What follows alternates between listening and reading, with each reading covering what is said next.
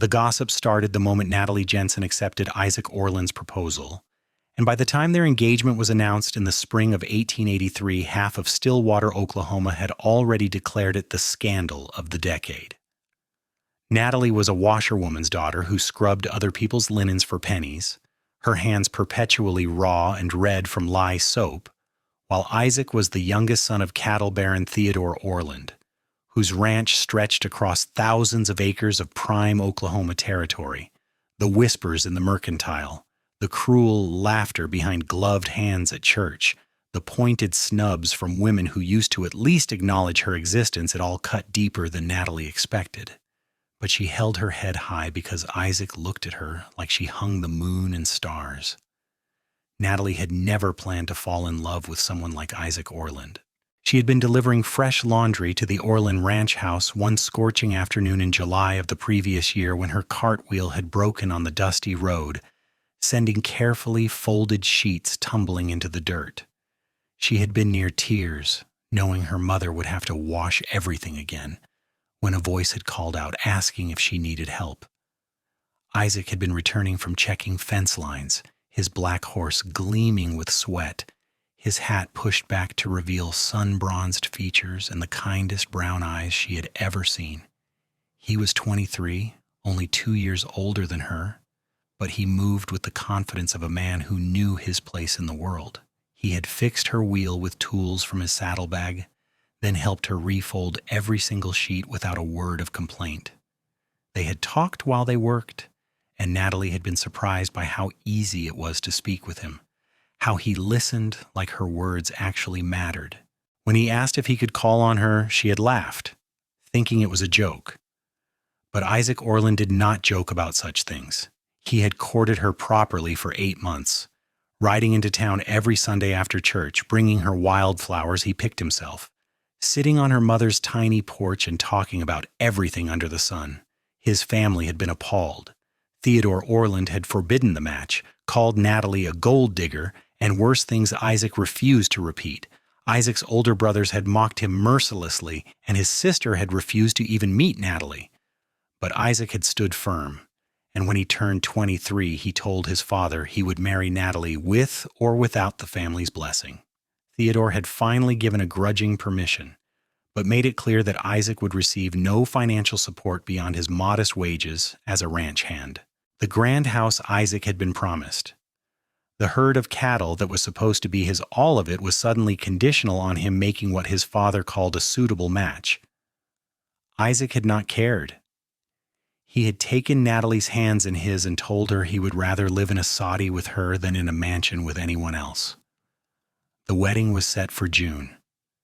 But as spring warmed into early summer, the social pressure became almost unbearable. Natalie's mother, Sarah, tried to shield her daughter from the worst of it, but even she looked worried. The other washerwomen had started treating Natalie differently, their friendliness replaced with something that looked like envy and resentment. Mrs. Adelaide Whitmore, the banker's wife and Stillwater's self-appointed social arbiter, had made several loud comments about people knowing their place. Miss Caroline Fletcher, whose father owned the largest hotel in town, had been pursuing Isaac for years and now acted as though Natalie had personally stolen something that belonged to her. The Sunday before the wedding, Natalie attended church with her mother as usual. Isaac sat with his family in the Orland pew near the front, while Natalie and Sarah sat in the back where they always did. During the social hour after the service, Natalie was pouring herself a cup of tea when she heard Caroline's voice rise above the general chatter. "I simply cannot understand what he sees in her," Caroline said, her tone dripping with false sweetness. "Perhaps she has some hidden talents we are not aware of." The insinuation was clear, and several women gasped. Natalie's hands shook, tea splashing onto the table.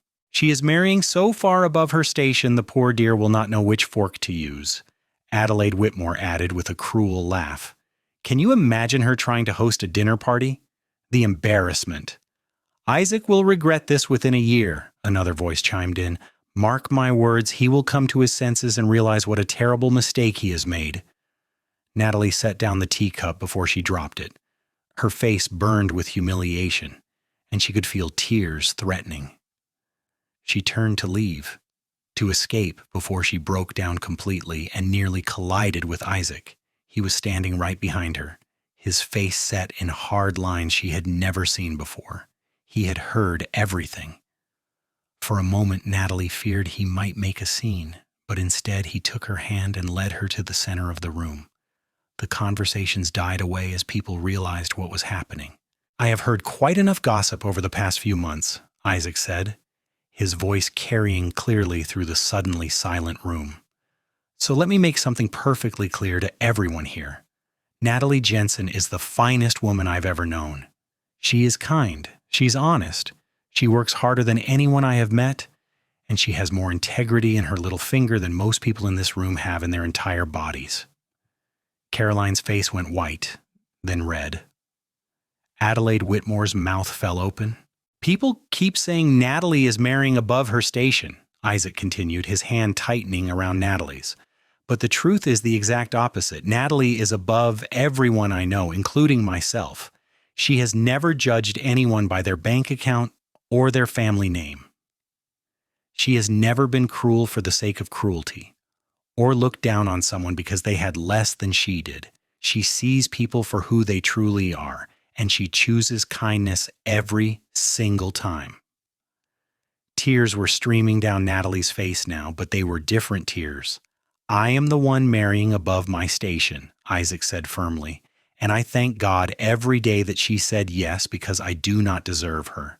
But I am going to spend the rest of my life trying to be worthy of her. That is more than most men in this territory can say." The silence that followed was absolute. Isaac's father stood frozen by the window, his face unreadable. His mother had tears in her eyes. His brothers looked shocked, and his sister seemed to be reassessing everything she thought she knew. Isaac led Natalie out of the church without another word. Once they were outside in the brilliant sunshine, he pulled her into his arms. "I am so sorry you had to endure that," he said against her hair. "I should have said something sooner." "You cannot defend me from the entire world," Natalie whispered, though her heart felt lighter than it had in weeks. "Watch me try," Isaac replied, and there was steel beneath the gentleness in his voice. They were married the following Saturday in a simple ceremony in the small church with only Natalie's mother and a handful of true friends in attendance. None of the Orland family came, which hurt more than Isaac let on, but he smiled throughout the entire ceremony like he had just been handed the greatest gift in the world. Natalie wore a dress her mother had sewn from pale blue cotton, with lace at the collar that had taken weeks to save for. She felt beautiful because of the way Isaac looked at her, like she was precious and perfect exactly as she was. They moved into a small cabin Isaac had built on a piece of land he had purchased with his saved wages. It was only 2 rooms, rough-hewn and simple, but Natalie loved it because it was theirs. Isaac continued working as a ranch hand, not for his father anymore, but for a neighboring rancher named Tom Sutherland, who did not care who Isaac had married as long as he did his work. The pay was modest, but honest. Natalie took in laundry and mending, and between them they made enough to get by. Those first months of marriage were the happiest of Natalie's life, despite the continued social isolation. Isaac came home every evening covered in dust and sweat, and she would have dinner waiting, simple food cooked with care. They would eat together by lamplight, talking about their days, making plans for the future. At night, Isaac would hold her close and tell her again that she was above everyone he knew, that marrying her was the best decision he had ever made. Natalie, who had spent her whole life being told she was less than others, slowly began to believe him. But the isolation wore on her more than she admitted. When she went to town for supplies, women crossed the street to avoid her. Former customers found other people to do their laundry. Even at church, they sat alone, surrounded by empty pews, as though poverty and love below one's station might be contagious. One afternoon in late September, Natalie was hanging laundry in their small yard when a fine carriage pulled up. She recognized it immediately as belonging to the Orlands. Her heart sank, expecting more cruelty, but when the door opened, it was not Theodore or his sons who emerged. It was Isaac's mother, Margaret Orland, a slender woman with graying hair and sad eyes. "Mrs. Orland," Natalie said, wiping her damp hands on her apron. "Can I help you?" "May I speak with you?" Margaret asked, her voice quiet. "Please." Natalie hesitated, then nodded. She led Margaret into the cabin, suddenly acutely aware of how small and plain everything was. But Margaret did not seem to notice or care. She sat in the chair Natalie offered and folded her hands in her lap. "I owe you an apology," Margaret said without preamble. "I should have come sooner.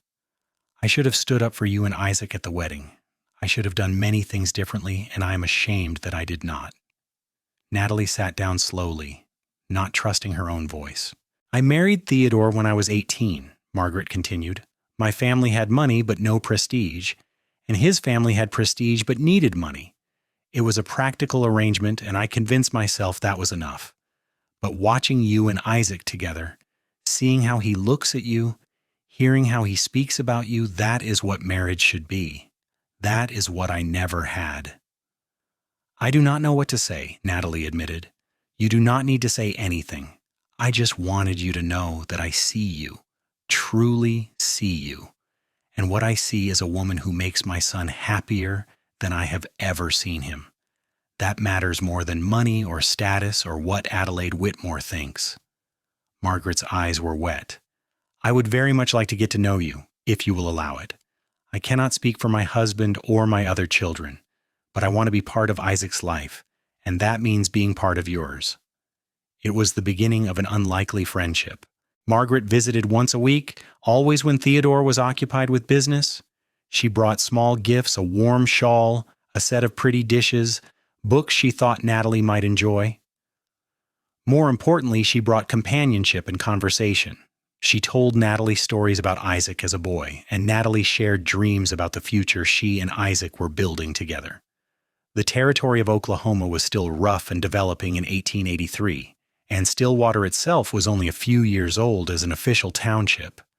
The land runs that would come later were still ahead, but the area was already filling with settlers, ranchers, and farmers staking their claims. It was a place where hard work mattered more than pedigree, or at least it was supposed to be. But even on the frontier, people brought their prejudices and social hierarchies with them.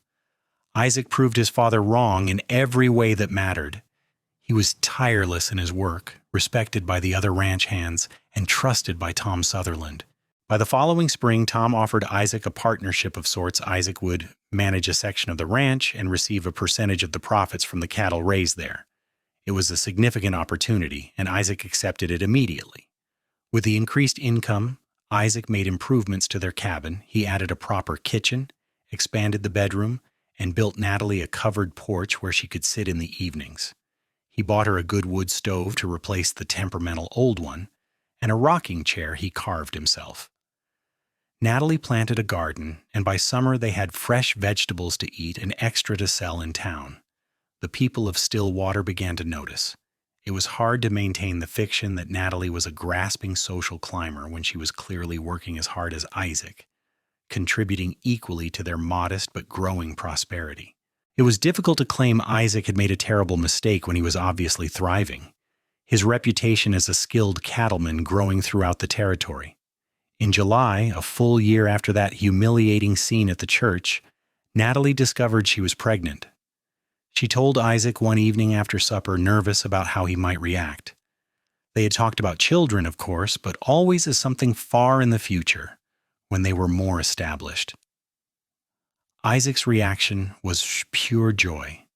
He picked her up and spun her around, then set her down quickly, suddenly worried he might have hurt her. He spent the rest of the evening making plans, talking about how he would expand the cabin again, how he would work extra to save money for the baby, how their child would grow up surrounded by love. "Boy or girl, it does not matter," Isaac said that night as they lay in bed, his hand resting gently on Natalie's still flat stomach. "As long as the baby is healthy and has your kind heart." "And your stubbornness," Natalie teased. "That too," Isaac agreed with a laugh. When Margaret learned she was going to be a grandmother, she cried with happiness. She immediately began knitting tiny blankets and gowns, her visits becoming even more frequent. She confided to Natalie that she had always hoped for more children after Isaac, but it had not happened. So this grandchild was especially precious. The pregnancy progressed smoothly through the hot Oklahoma summer and into the cooler autumn months. Natalie continued her work as long as she could, though Isaac fretted over her constantly. By December, when she was large and uncomfortable, Isaac insisted she rest more. Tom Sutherland's wife, Helen, who had become friendly with Natalie, visited often with advice and hand-me-down baby clothes from her own children. The baby came on a cold January night in 1885, nearly 2 years after that confrontational Sunday at church. The labor was long and difficult, with only Margaret and Helen in attendance besides a midwife from town. Isaac paced outside in the frigid air, refusing to go farther than the porch despite the temperature. When the baby's first cry finally pierced the night, he burst through the door. "A son," Margaret announced, tears streaming down her face. "You have a son." Isaac crossed the room in 3 strides. Natalie, exhausted and sweat-soaked, held a tiny bundle wrapped in one of Margaret's knitted blankets. The baby had a shock of dark hair and Isaac's nose. When Isaac carefully took his son in his arms, his hands were shaking. "He is perfect," Isaac whispered. "You are perfect. God, Natalie, I love you so much." They named him James, after Natalie's father, who had died when she was young.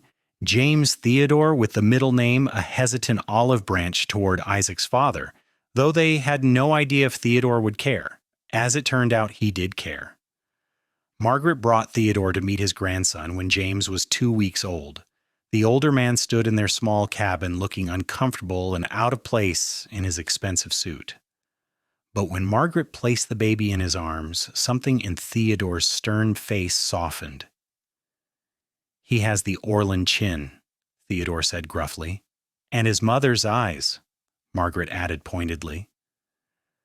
Theodore looked at Natalie for a long moment. She met his gaze steadily, this man who had made Isaac's life so difficult, who had tried to prevent their marriage. But she was not the uncertain girl she had been 2 years ago. She was a wife, a mother, a woman who had proven herself a dozen times over. "You have done well by my son," Theodore finally said. It was not quite an apology, but it was acknowledgement. "This is a fine boy." It was not a full reconciliation, but it was a beginning. Theodore did not suddenly welcome them back into the family fold or restore Isaac's inheritance, but he stopped actively opposing them. He visited occasionally, always bringing some practical gift tools, lumber, a young heifer for them to raise. His other children remained distant, but Margaret became a constant presence in their lives, a devoted grandmother who clearly adored little James. The months passed in a blur of late-night feedings and first smiles, of watching James grow and change every day. Natalie had never known she could love so fiercely, that this tiny person could make her heart feel so full it might burst. Isaac was a devoted father. Coming home from long days of work to hold his son, sing to him, tell him stories even though James was far too young to understand. By the time James was 6 months old, crawling around their cabin and getting into everything, Natalie realized something had shifted in Stillwater. The invitation started slowly, Helen Sutherland asking Natalie to join a ladies' afternoon tea, a neighbor requesting Natalie's help with a sewing project. At church, the pews around them were no longer empty. People began to speak to them again, cautiously at first, then with genuine warmth. Caroline Fletcher married a railroad man from Kansas City and moved away, much to everyone's relief. Adelaide Whitmore, faced with her own daughter's scandalous elopement with a traveling musician, suddenly became much less judgmental about other people's choices. The social landscape of the small town shifted and changed, as it always did. But more than that, Isaac and Natalie had simply proven the gossips wrong. Their marriage was not a disaster. Isaac had not come to regret his choice. Natalie had not been after money or status. She had wanted Isaac, plain and simple, and she had built a good life with him through hard work and determination. It was difficult to maintain prejudice in the face of such clear evidence that love and partnership mattered more than social standing. One Sunday in the summer of 1886, Natalie was standing outside the church with James on her hip when Adelaide Whitmore approached. Natalie braced herself for some cutting remark, but Adelaide surprised her. Your son is beautiful, Adelaide said, and she sounded sincere. You must be very proud. I am, Natalie replied carefully. Thank you. I owe you an apology, Mrs. Orland, Adelaide continued, using Natalie's married name with what seemed like genuine respect. I said terrible things about you and your marriage. I was wrong. You have shown this town what truly matters, and I'm sorry for my part in making your life difficult. It was the last thing Natalie had expected. She saw real remorse in Adelaide's eyes, real recognition of the harm she had caused. I appreciate that, Natalie said quietly. It was a difficult time, but we came through it. You did more than come through it, you thrived. And you did it with grace and dignity I'm not sure I would have had in your position.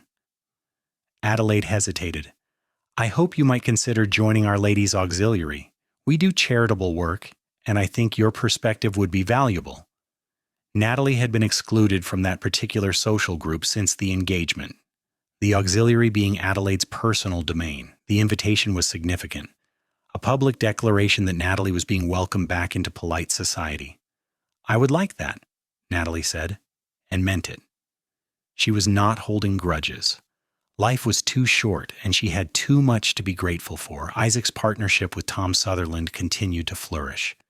By 1887, Isaac was managing a substantial herd and earning enough that he could afford to buy additional land. He purchased the acreage adjacent to their cabin, doubling their property. He built a proper barn, bought breeding stock, and started his own small cattle operation alongside his work for Tom. Theodore, seeing his son's success, finally admitted he had been wrong. He came to dinner one evening in March of that year, and after the meal, he spoke to Isaac privately on the porch while Natalie cleaned up inside. I was a fool, Natalie heard Theodore say through the open window. I thought money and prestige were what mattered, but I was wrong. Your mother told me as much, but I would not listen. You found something rare, Isaac, and you had the sense to hold on to it. That took more courage than I gave you credit for. I do not need your approval anymore, Father, Isaac said, his voice level. I would have liked it, but I did not need it. Natalie and James are my family. They are what matters. I know. And that is exactly why I am here. There was a pause. I am getting older, Isaac. The ranch needs someone to take it over eventually, and your brothers are not capable. They are good men, but they do not have your drive or your skill. I want to make you a partner in the Orland Ranch, a full partner with shares. And when I am gone, I want you to inherit the whole operation. Natalie held her breath, a dish frozen in her hands. On what conditions? Isaac asked warily. No conditions. You are my son. I should have supported you from the beginning, and I did not. Let me make it right now. I will have to discuss it with Natalie, Isaac said. Any decision that affects our family is hers too. As it should be, Theodore agreed, and there was approval in his voice. You learned something I never did, son. A good wife is a true partner, not just an ornament or a convenience. Your mother tried to teach me that for 30 years, and I was too stubborn to listen. When Theodore left and Isaac came back inside, Natalie set down the dish and looked at him. I heard, she admitted. What do you want to do? I want to know what you think, Isaac said, taking her hands. The Orland Ranch is huge, Natalie. It would mean managing hundreds of cattle, dozens of hands, being responsible for a big operation. It would also mean more money, more security for James and any other children we might have. But it would be a lot of work, and people would talk again about how I only got it because I went crawling back to my father. Anyone who says that is a fool, Natalie said firmly. Your father is offering this because you proved yourself, not because you asked for it. You have earned this through your own hard work. So you think I should accept? Natalie considered carefully. I think you should do what makes you happy. We have a good life now. We do not need the Orland Ranch to be content. But if you want it, if it is a dream you had to give up before, then yes, you should take it. Just remember that no matter what you decide, you are already successful in the ways that truly count. Isaac pulled her close, resting his forehead against hers. How did I get so lucky? I ask myself the same question every day, Natalie replied with a smile. Isaac accepted his father's offer. By summer, he was splitting his time between his own land and the main Orland ranch, learning the full scope of the operation. Theodore was true to his word. There were no strings attached, no attempts to control Isaac's decisions or interfere in his marriage. He treated Natalie with respect, even warmth, clearly trying to make up for his earlier hostility. Isaac's brothers were resentful at first, but even they had to admit Isaac was the logical choice.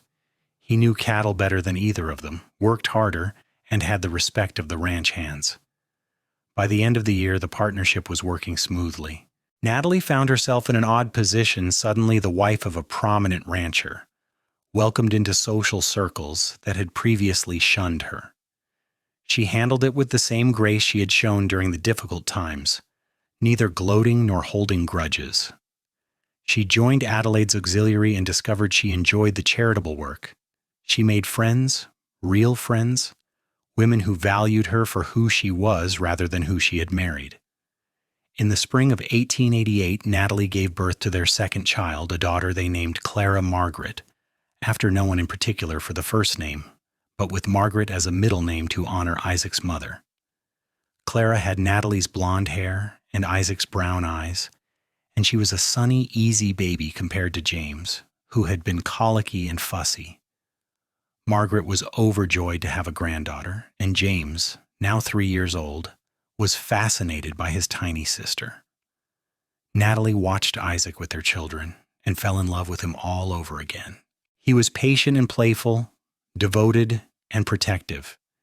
He taught James to ride, let Clara sleep on his chest, and always made time for his family no matter how busy the ranch work became. By 1889, the Orland Ranch was more prosperous than it had ever been under Theodore's sole management. Isaac had implemented new breeding programs, improved the pasture land, and negotiated better contracts with the railroads for shipping cattle.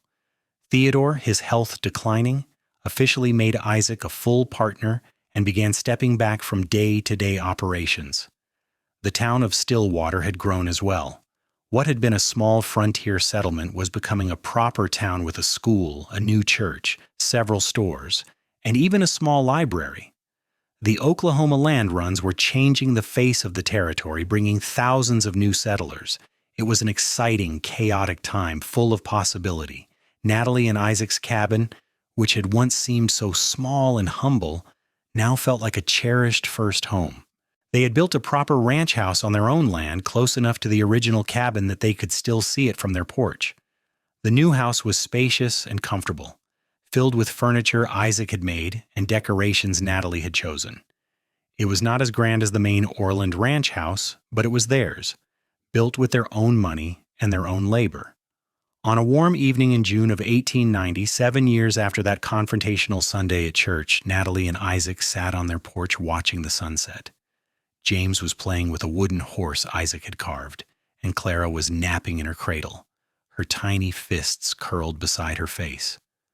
Margaret had gone home after spending the afternoon helping Natalie with canning, and Theodore had stopped by earlier to discuss some ranch business with Isaac. "Do you ever think about that day at church?" Natalie asked, reaching over to take Isaac's hand. "When you told everyone I was above them?" "I think about it sometimes," Isaac admitted. "Mostly I remember how angry I was that people were treating you that way. I was so embarrassed at the time, I wanted to disappear. But looking back, that was the moment everything changed. You claimed me in front of everyone, made it clear you were proud to marry me." "I have always been proud of you, Natalie, from the first moment we met." Isaac squeezed her hand. "You know, my father said something interesting last week. He said watching our marriage, seeing what real partnership looks like, made him realize what he missed in his own life. He and my mother are actually talking now, really talking, for the first time in years. He is trying to make up for lost time." "It is never too late to change," Natalie said softly. "Look at Adelaide Whitmore. She's one of my closest friends now. And she was one of the cruelest people back then." "You forgave her easier than I did," Isaac observed, "because I understood where it came from. She was defending a social order that made her feel important and secure. When that order was threatened, she lashed out. But underneath, she is not a bad person, just a scared one. Most cruelty comes from fear. Isaac shook his head in admiration. See, that right there. That understanding, that wisdom, that is why I said you were above everyone I know. You see deeper than surfaces. You understand people in a way most never will. I learned some of that from loving you, Natalie said. You taught me I was worthy of respect and kindness. You showed me what it felt like to be valued. That changed how I saw everything. They sat in comfortable silence for a while, watching the sky turn from gold to pink to purple. James brought his wooden horse over to show his father a game he had invented, and Isaac pulled the boy onto his lap, listening with exaggerated interest. Clara stirred in her cradle, and Natalie lifted her out, holding her close. I am happy, Natalie said, and it was a simple statement of fact. I know that is not a profound thing to say, but I wanted to say it out loud. Despite everything we went through, or maybe because of it, I am completely happy. So am I, Isaac said, looking at his wife and children with an expression of such love it made Natalie's heart ache. I have everything I ever wanted right here. The years continued to roll forward, bringing changes and challenges, but nothing that could shake the foundation Isaac and Natalie had built. Theodore passed away in the winter of 1891, and Isaac became the sole owner of the Orland Ranch as promised. It was a bittersweet transition. Theodore had finally become the father Isaac always wanted in those last few years, and losing him was painful. But he had died knowing his son was happy and successful, and that brought some comfort. Margaret moved into a smaller house in town closer to Natalie and Isaac's place. She remained an integral part of their lives, a loving grandmother and a true friend to Natalie. Isaac's brothers eventually reconciled themselves to Isaac's inheritance, especially after Isaac made sure they both received generous parcels of land and shares in some of the ranch profits. Family dinners became a regular occurrence, noisy affairs with growing children running everywhere. In 1892, Natalie gave birth to their third child, another son they named Thomas after Tom Sutherland, who had been such a good friend and mentor to Isaac. In 1895, a fourth child arrived, another daughter named Rose. Their house was full of noise and laughter, scraped knees and bedtime stories, morning chaos and evening calm.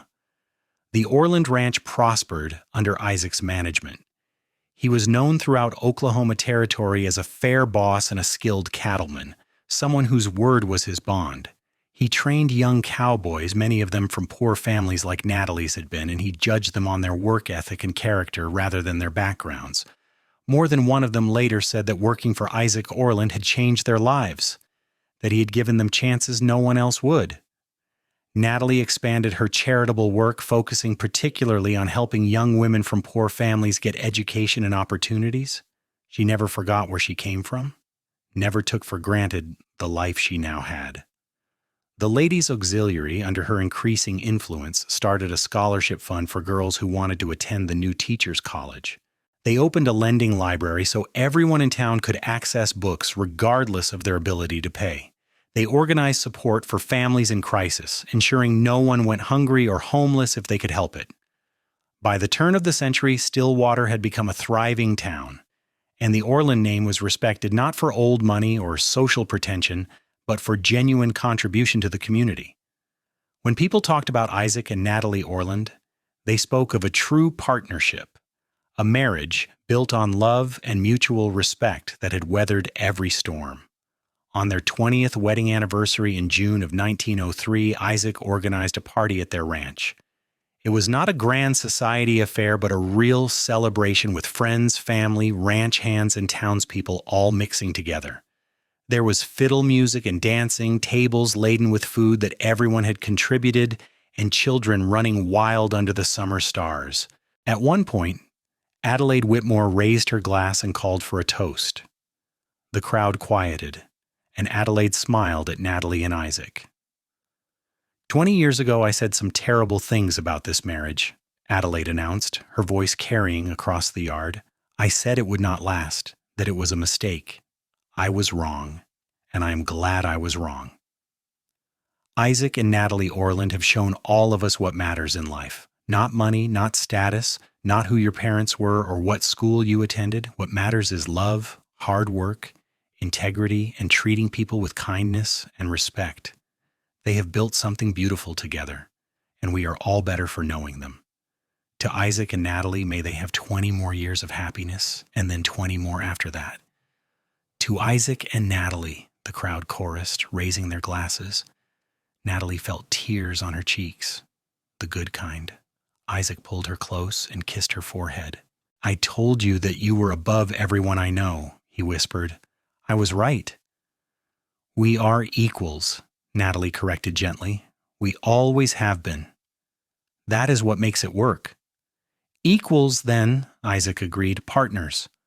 "Partners," Natalie confirmed. "Always." The party continued late into the night. James, now 18 and working full-time on the ranch, danced with a pretty girl from town, and Natalie suspected there would be another wedding in the family before too long. Clara, at 15, helped serve food and looked after her younger siblings with the responsible air of the eldest daughter. Thomas and Rose played with the other children, their laughter ringing out pure and joyful. Margaret sat in a chair of honor, beaming at her family.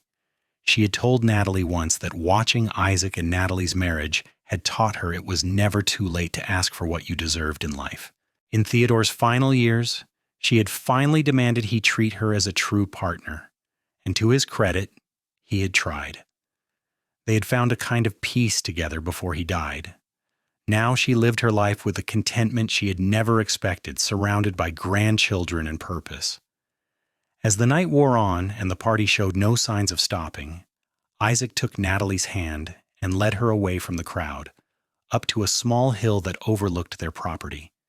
From there they could see the lights of the party, the house they had built, the barn and corrals, the cattle grazing in the distance. Beyond that was Stillwater, its windows glowing in the darkness. "Do you remember the first time I saw you?" Isaac asked.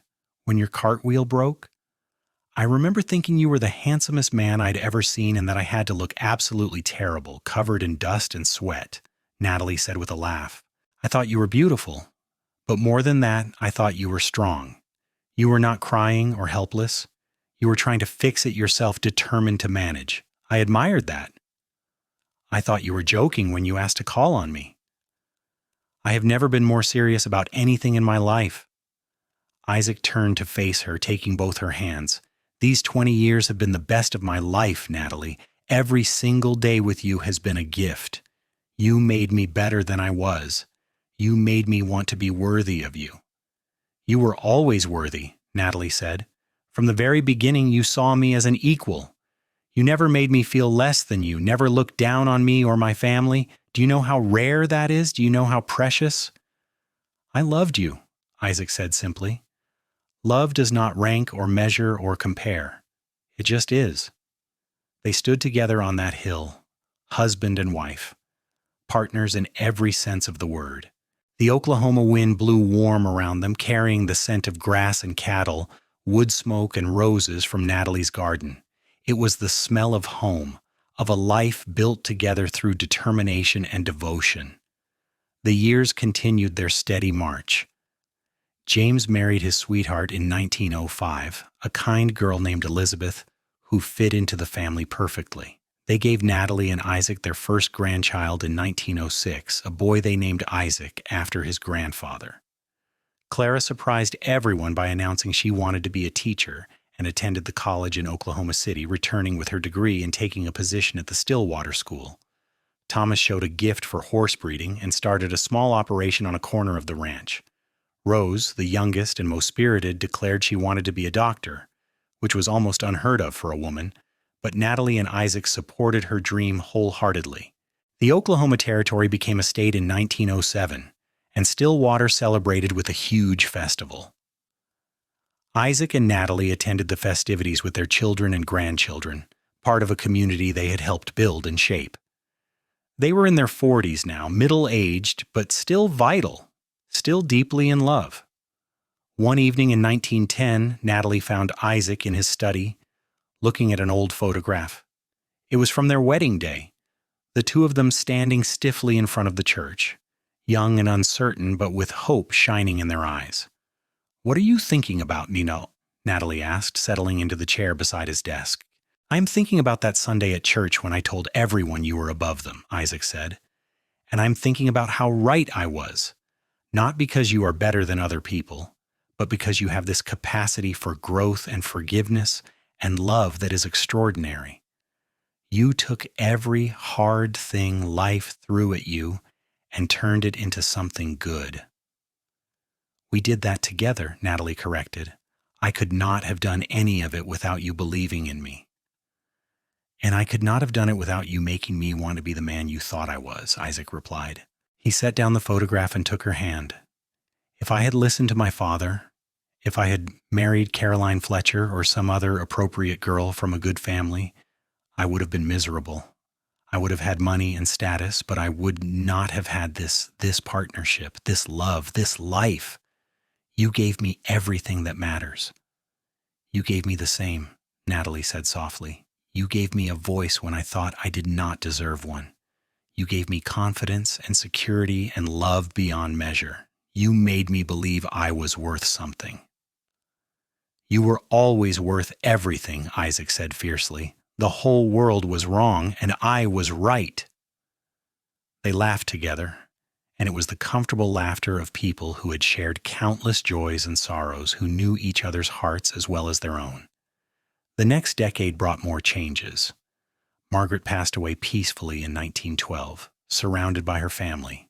It was a loss that hit them all hard, but they took comfort in knowing she had been truly happy in her final years, loved and valued as she deserved.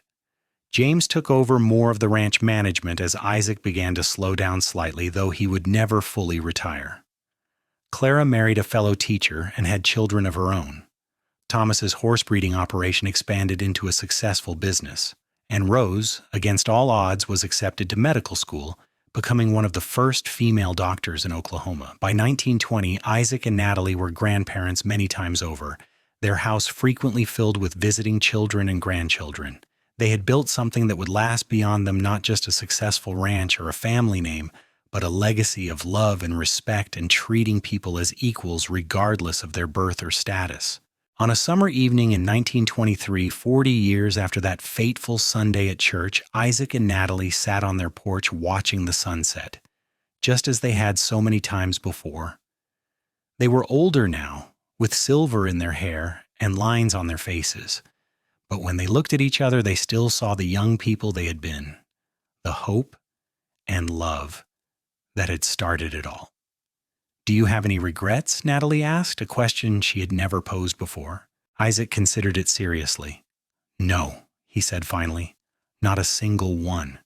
Every choice led me here, to you, to this life. How could I regret any of it?" "Not even the hard times, when your family rejected us, when the town turned their backs?" "Especially not those times," Isaac said firmly. "Those times tested us and proved what we had was real. They showed me what you were made of, that strength and grace and courage, and they taught me that I was capable of standing up for what I believed in, even when it was difficult. I am a better man because of those challenges." "I used to think I was not good enough for you," Natalie admitted. "For years, even after we were married, part of me believed what people said, that I had married above my station, that I did not deserve you. And now? Now I know the truth. We deserve each other, not because one of us is better or worse, but because we choose each other every single day. That is what makes a marriage work, not starting from the same social level, but committing to walk through life as partners." Isaac reached over and took her hand, his grip still strong, despite the arthritis that was starting to affect his joints. "You are still above everyone I know, but I understand what you mean.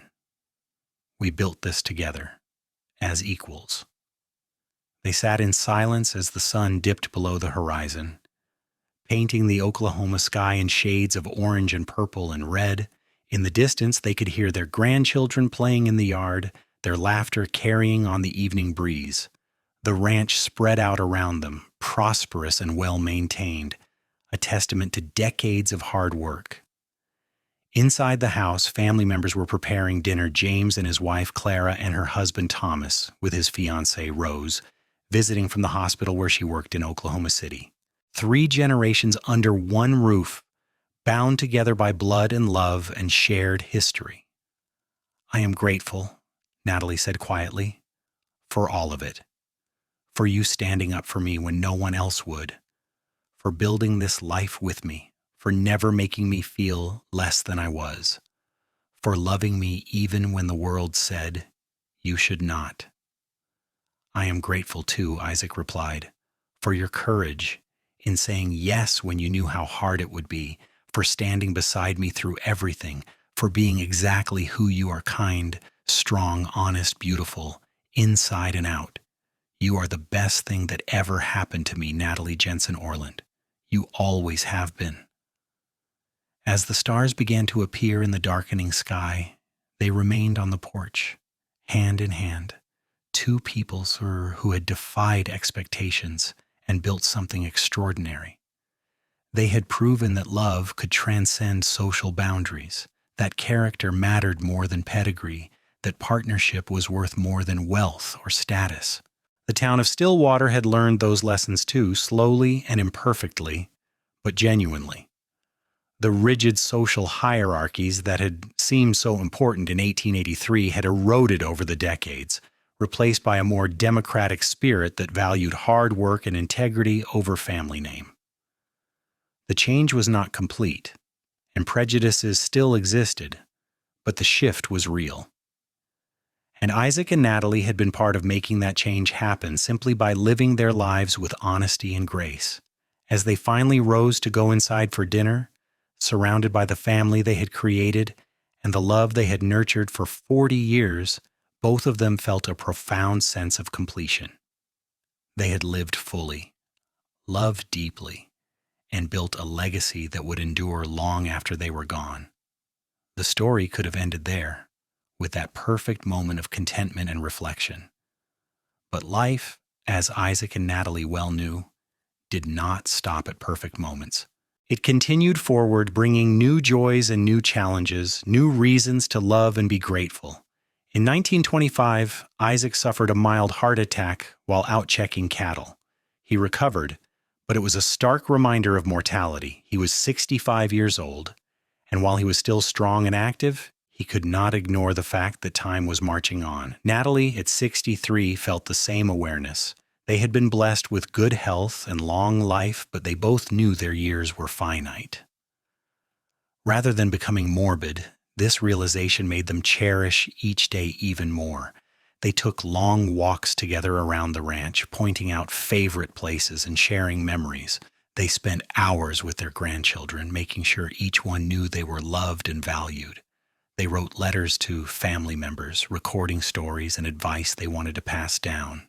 In 1928, they celebrated their 45th wedding anniversary with a quieter gathering than the 20th had been, but it was no less meaningful. James gave a toast that made everyone cry, talking about growing up watching his parents' love and partnership, and how it had shaped his own marriage.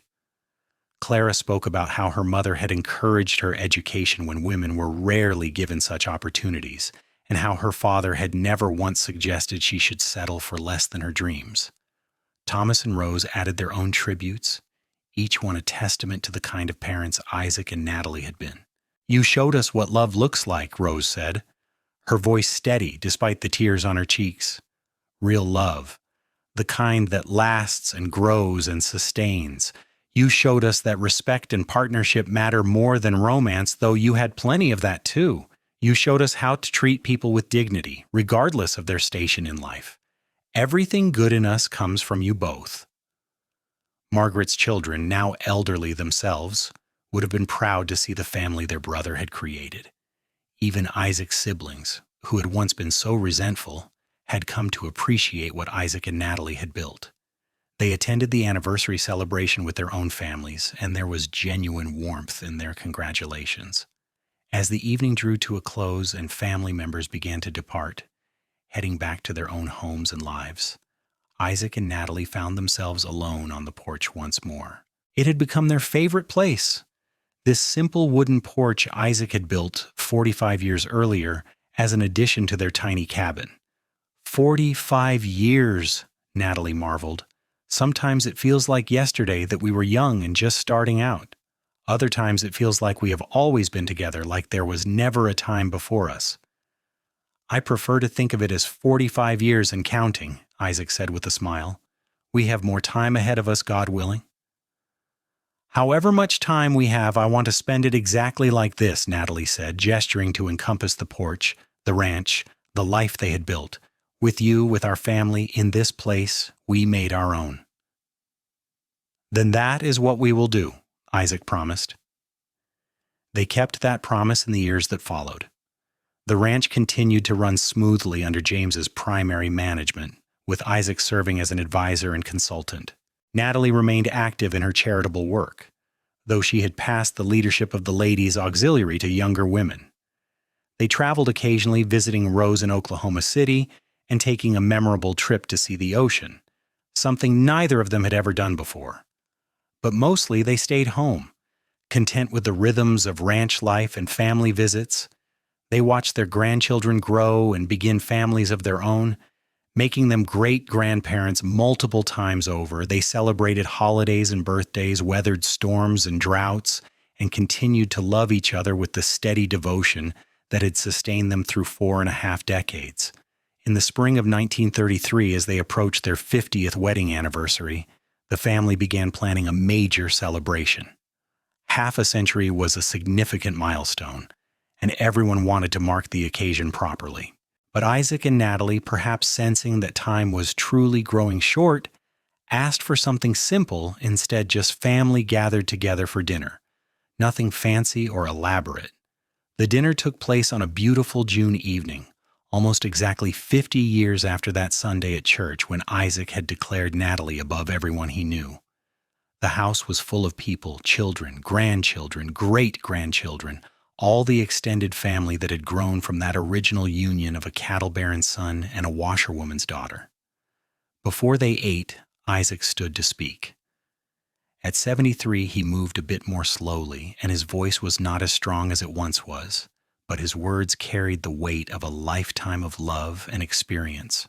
50 years ago, I married the woman I loved, despite everyone telling me it was a mistake, Isaac began. My father said she was beneath me. The town said she was a gold digger.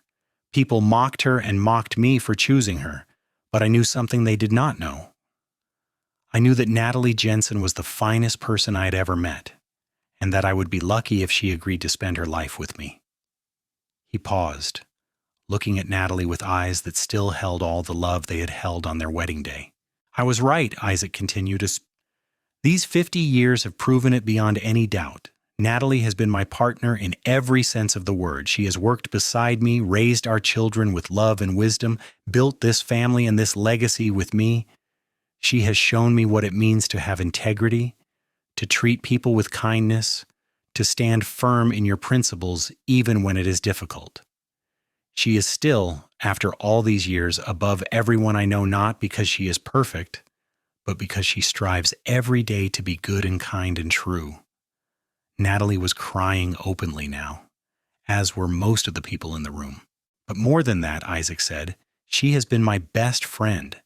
She has made me laugh, comforted me when I grieved, celebrated with me in times of joy, and stayed by my side through every challenge. If I could go back and live those 50 years again, I would not change a single thing, because every moment led me to this family, this love, this life. Natalie Jensen Orland, you are the greatest blessing I have ever known, and I thank God for you every single day. He raised his glass, and everyone in the room followed suit. To Natalie, the love of my life, the mother of my children, the heart of this family, may we have many more years together, and may every day be as sweet as the last. The room erupted in cheers and applause. Natalie stood slightly unsteady, and Isaac moved to her side, immediately offering his arm. She took it, just as she had taken it 50 years before when they walked out of church as husband and wife. I cannot match that speech, Natalie said through her tears, but I can say this, Isaac Orland, you saved my life. Not in some dramatic way, but in the way that truly matters. You gave me dignity when the world said I did not deserve it. You gave me love when I thought I was unworthy. You stood beside me when it would have been easier to walk away. You made me believe in myself, and that belief changed everything." She turned to face their assembled family. "And you all are the fruit of that love," she continued. "Every one of you is a testament to what is possible when two people commit to each other fully, when they choose partnership over pride, love over status. I am so proud of this family, of the people you have all become. I see kindness in you, integrity, strength. Those are the things that truly matter, the things your father and I tried to teach you. You have learned those lessons well, and now you are passing them on to your own children. That is the greatest legacy we could ask for." The dinner that followed was full of laughter and stories, the kind of easy intimacy that only comes from deep family bonds. Children chased each other around the table, adults traded jokes and reminiscences, and through it all, Isaac and Natalie sat together holding hands and watching it all with profound contentment. Late that night, after everyone had finally left or gone to bed, Isaac and Natalie walked slowly out to the porch one last time. The Oklahoma night was warm and clear, the stars bright overhead. 50 years, Isaac said softly. "It seems impossible." "It went so fast," Natalie agreed. "But also I cannot imagine any other life. This one, with you, is all I ever wanted." They stood together in comfortable silence, two people who no longer needed words to communicate. They had lived a lifetime together, weathered every storm, celebrated every joy. They had proven that love could transcend social boundaries, that character mattered more than birth, that a marriage built on respect and partnership could last a lifetime. The story of Isaac and Natalie Orland would be told in Stillwater for generations, not as a scandal or a cautionary tale, but as an inspiration. They had shown their community what truly mattered, had lived with integrity and love, and had built something beautiful that would endure long after they were gone. As they finally went inside, Isaac's arm around Natalie's waist and her head on his shoulder, they both felt complete. They had lived fully, loved deeply, and left the world better than they found it. What more could anyone ask for? The years that followed their 50th anniversary were quiet but rich.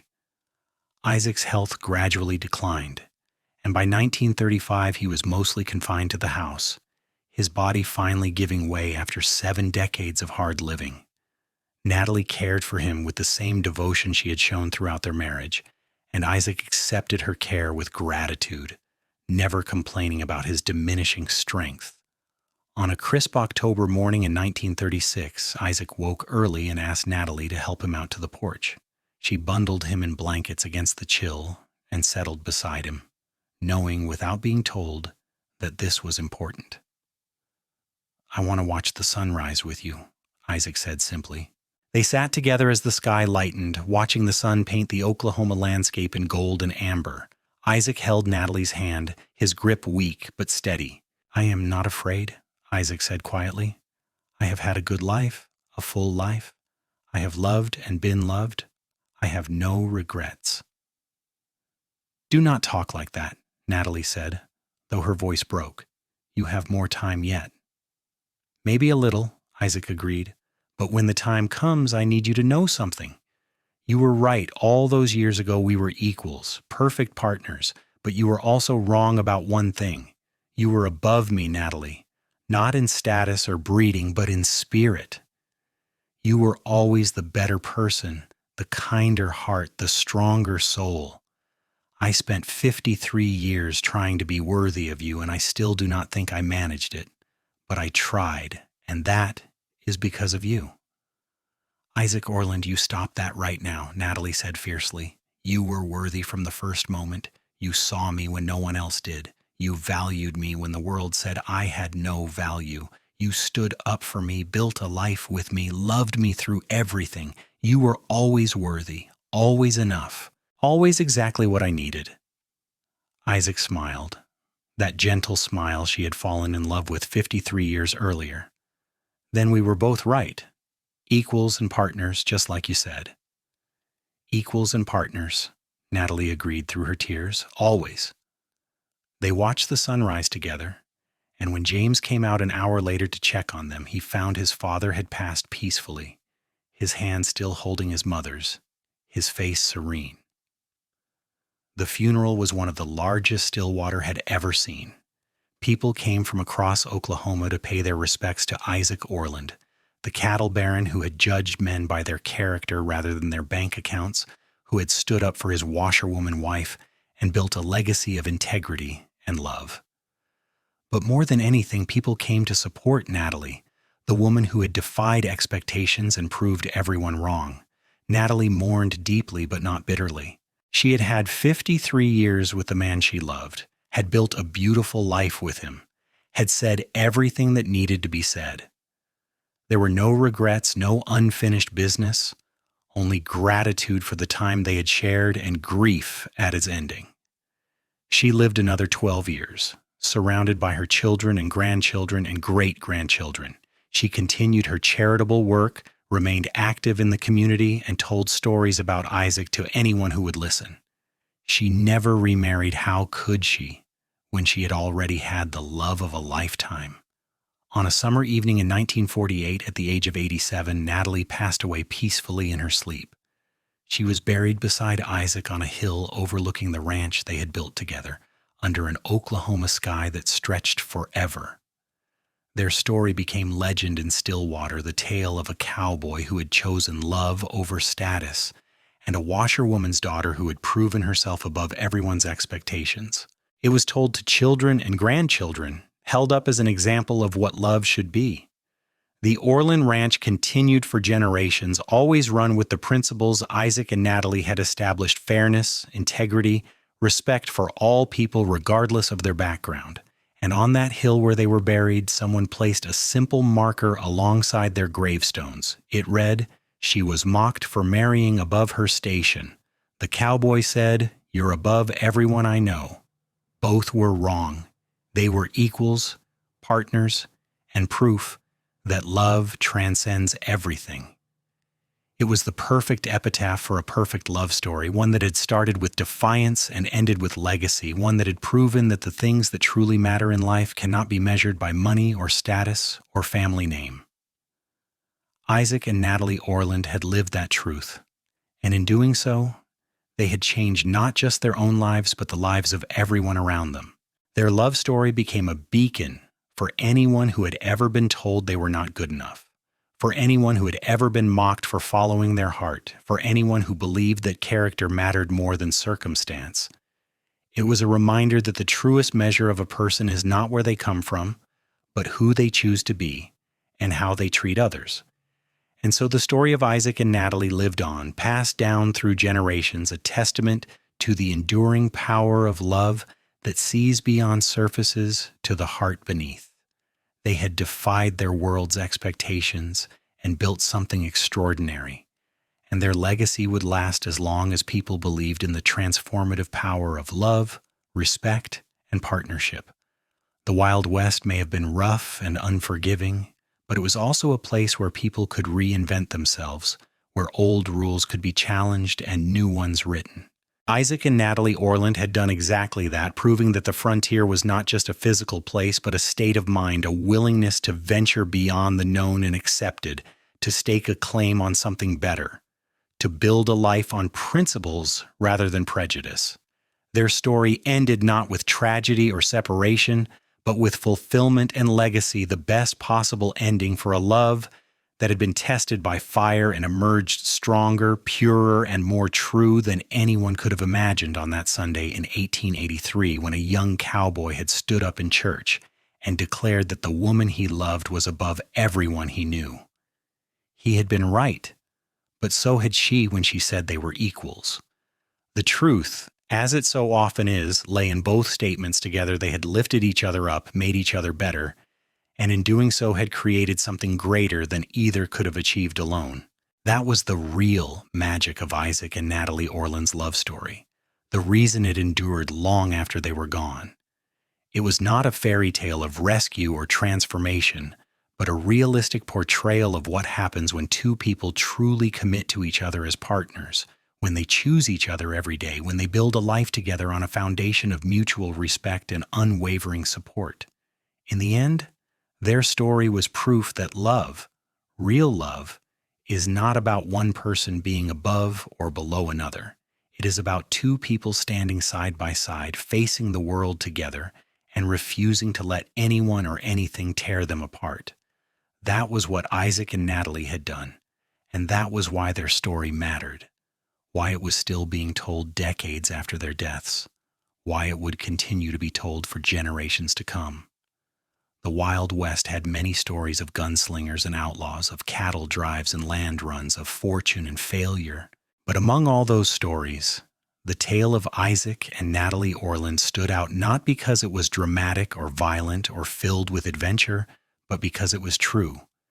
It was a story about ordinary people doing extraordinary things simply by choosing love over fear, partnership over pride, and integrity over expedience. And in that truth lay its power, its lasting impact, its ability to inspire anyone who heard it to believe that they too could choose love over convention, could stand up for what they believed in, could build something beautiful even when the world said it was impossible. Isaac and Natalie Orland had done exactly that, and their legacy lived on in every person who refused to be limited by others' expectations, in every couple who chose partnership over power, in every community that valued character over status. Their story was Oklahoma's story, America's story, the belief that anyone could make something of themselves through hard work and integrity, that love could transcend social boundaries, that the only station that truly mattered was the one you earned through your actions and your character. It was a fitting legacy for a cowboy and a washerwoman's daughter who had dared to love each other in a world that said they should not, and who had spent 53 years proving that world wrong. Their story ended not with bitterness or regret, but with satisfaction and completion, a life well lived, a love well tended, a legacy well earned. And on that hill overlooking the ranch they had built together, under the endless Oklahoma sky, Isaac and Natalie Orland rested together for eternity, their story complete, their love immortalized, their legacy secured. They had lived, they had loved, and they had left the world better than they found it. That was enough. That was everything.